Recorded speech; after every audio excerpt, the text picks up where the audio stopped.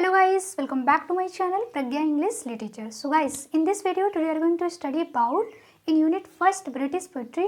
आज के इस वीडियो में हम यूनिट फर्स्ट ब्रिटिश पोइट्री में एज ऑफ रिवाइवल की पोइट्री को स्टडी करेंगे। ओके, इसका सिलेबस को जानेंगे कि इसमें कौन कौन से पोइट्री ट्रेंड्स हैं और कौन कौन से पोएट्स हमें स्टडी करने होते हैं if you are preparing for UGC NET JR of English literature. अभी तक हमने यूनिट फर्स्ट ब्रिटिश पोइट्री में ओल्ड इंग्लिश पोइट्री और मिडिल इंग्लिश पोइट्री के सिलेबस को हमने जान लिया है। वीडियोस के लिंक आपको डिस्क्रिप्शन बॉक्स में मिल जाएंगे या आप चैनल पर भी जाके सर्च करके वहाँ पे आपको वीडियोस मिल जाएंगी, आप वॉच कर लीजिएगा। आज के इस वीडियो में हम मिडिल इंग्लिश पोइट्री के बाद द एज ऑफ रिवाइवल को स्टडी करेंगे। Okay, you can see on white board. यहाँ व्हाइट बोर्ड पे मैंने राइट कर दिया है यूनिट फर्स्ट ब्रिटिश पोइट्री। आज का टॉपिक है द एज ऑफ रिवाइवल या रेनेसा मूवमेंट। उसी टाइमिंग में एलिजाबेथन एज का भी पोइट्री वगैरह को हम जानेंगे। तो मिडिल इंग्लिश पोइट्री में अभी तक हमने जाना था कि मिडिल इंग्लिश पोइट्री में रिलीजियस पोएम्स राइट की जाती थी और हिस्टोरिकल पोएम्स वगैरह राइट की जाती थी। उसके बाद हमने जाना एज ऑफ चौसर का टाइम आया जो कि 1340 टू 1400। एज ऑफ चौसर जो कि बहुत ही इंपॉर्टेंट पोएट हैं, ये फर्स्ट मॉडर्न टाइमिंग के ये पोएट माने जाते हैं। उनका टाइम था, उनकी पोइट्री को जाना हमने।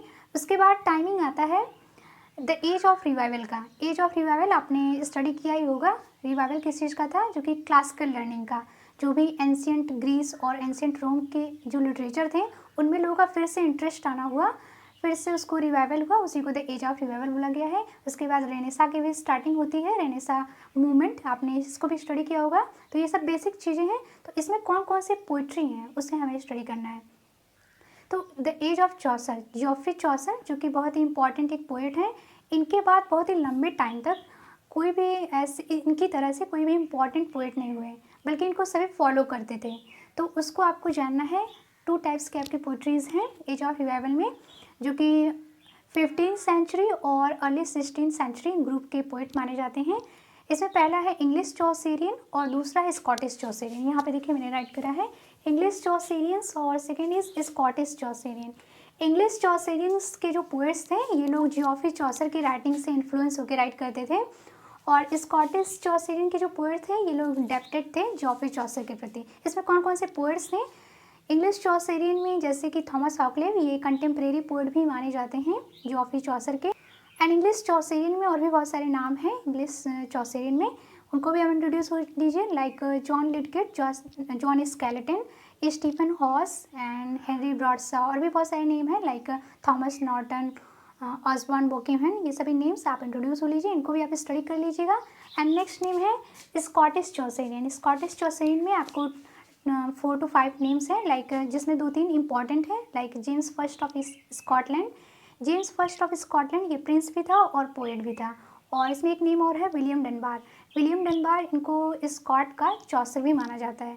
तो 2-3 नेम है, इनको भी आप जरूर स्टडी कर लीजिएगा, इंपॉर्टेंट। और रॉबर्ट हेनरिसन और गेविन डगलस भी, ये भी 2 नेम हैं, इनको भी आप स्टडी कर लीजिएगा। तो ये हो गया इंग्लिश चौसेरियन और स्कॉटिश चौसेरियन, जो कि 15th सेंचुरी और अर्ली 16th सेंचुरी के ये पोएट हैं। तो ये टाइमिंग बहुत ही इंपॉर्टेंट है, टाइमिंग को आप साथ में लिखे हुए चलिएगा। अक्सर क्रोनोलॉजी से रिलेटेड एग्जाम में क्वेश्चन पूछे जाते हैं। ओके, तो टाइमिंग पता होगा तो आपको कोई कन्फ्यूजन नहीं होगा। ओके, उसके बाद इसी टाइमिंग में एक नई ट्रेंड की पोइट्री भी हमको जानना है। That was new trend of poetry, या इसको आप न्यू इंग्लिश पोइट्री भी आप बोल सकते हैं। न्यू इंग्लिश पोइट्री जैसे आपने स्टडी किया होगा, थॉमस ब्याथ और अर्ल ऑफ सरे, इनको हेनरी हॉर्ड भी बोलते हैं, इन लोगों ने इसको इंट्रोड्यूस किया था। ये लोग इटली गए थे तो वहाँ से इसको ये लेके आए थे, सोनेट फॉर्म को। इटली से स्टार्टिंग हुई थी, सोनेट तो आपने स्टडी किया होगा। तो थॉमस ब्याथ और अर्ल ऑफ सरे, इन लोगों को न्यू इंग्लिश पोइट्री का पायनियर भी माना जाता है। ओके, इटली से ये लोग इंग्लिश में लेके आए थे। एंड तो इनके बारे में भी आप स्टडी कर लीजिएगा। Thomas Wyatt and Earl of Surrey, इन लोगों ने इंट्रोड्यूस करा था इटालियन सोनेट को। इटालियन सोनेट जिसको पेट्रॉकन सोनेट भी बोला जाता है, जिसके फादर थे पेट्रॉक। तो इटली से ये लोग रेनेसा टाइमिंग में इंग्लिश में लेके आए थे। ओके, और एज ऑफ रिवाइवल में क्या क्या पोइट्री ट्रेंड्स थे, लाइक इस समय बैलेट्स लिखे जा रहे थे, एलेगरी लिखी जा रही थी, और पेस्टोरल से रिलेटेड पोइट्रीज लिखी जा रही थी। एंड इसके बाद रेनेसा टाइमिंग में रेनेसा मूवमेंट तो आप जानते होंगे, रेनेसा रिबर्थ होना, जो कि अभी मैंने आपको बताया कि इसकी स्टार्टिंग अर्ली इटली से हुई थी। इटली से ये जर्मनी वगैरह, फ्रांस वगैरह पहुंचा, वहाँ से ये अर्ली 16th सेंचुरी में इंग्लैंड में आया। ओके, रेनेसा टाइमिंग के जो मोस्ट इंपॉर्टेंट जो भी पोएट्स हैं, like William Shakespeare, Edmund Spenser, Sydney वगैरह, इनके नेम आप ध्यान में रखिएगा। ये लोग रेनेसा टाइमिंग के पोएट माने जाते हैं, जिसमें कि विलियम शेक्सपियर तो आप जानते होंगे, वेरी मोस्ट इंपॉर्टेंट पोएट है, तो इनको आप स्टडी कर लीजिएगा अच्छे से। एंड एलिजाबेथन एज, इसी टाइमिंग में एलिजाबेथन एज का जो टाइमिंग था 1550 to 1625। इस टाइमिंग में इंग्लिश सॉनेट और शेक्सपियरियन सॉनेट दोनों एक ही है। इंग्लिश सॉनेट को शेक्सपियरियन सॉनेट भी बोलते हैं या आप एलिजाबेथन सॉनेट भी बोल सकते हैं। थॉमस पियाथ और अर्ल ऑफ सरे ने तो इंट्रोड्यूस कराया था, बट इसमें थोड़ा चेंजेस किया शेक्सपियर ने इसको क्या किया, 3 स्टैंजाज में डिवाइड करके लास्ट में 2 लाइन्स का कपलेट ऐड कर दिया, तो वो हो गया आपका इंग्लिश सॉनेट। तो वो भी आप सब डिटेल में स्टडी कर लीजिएगा। इंग्लिश सॉनेट ये एलिजाबेथन एज में काफ़ी ज़्यादा पॉपुलर था। इसमें सिडनी हो गए, स्पेंसर हो गए, ये लोग ग्रेटेस्ट सॉनेटर्स माने जाते हैं, जिसमें सिडनी इंपॉर्टेंट है और विलियम शेक्सपियर तो वेरी इंपॉर्टेंट है। सो यहाँ पे मैंने आपको द एज ऑफ रिवाइवल और द एलिजाबेथन एज के पोइट्रीज़ के बारे में मैंने आपको इंट्रोड्यूस करा दिया in unit first British poetry में। आई होप ये वीडियो आपकी स्टडी के लिए हेल्पफुल रही होगी। इन्हें आप स्टडी करिएगा डिटेल्स में। यहाँ पे मैंने आपको इंट्रोडक्शन करा दिया है सिलेबस के बारे में कि ये हमें स्टडी करना होता है।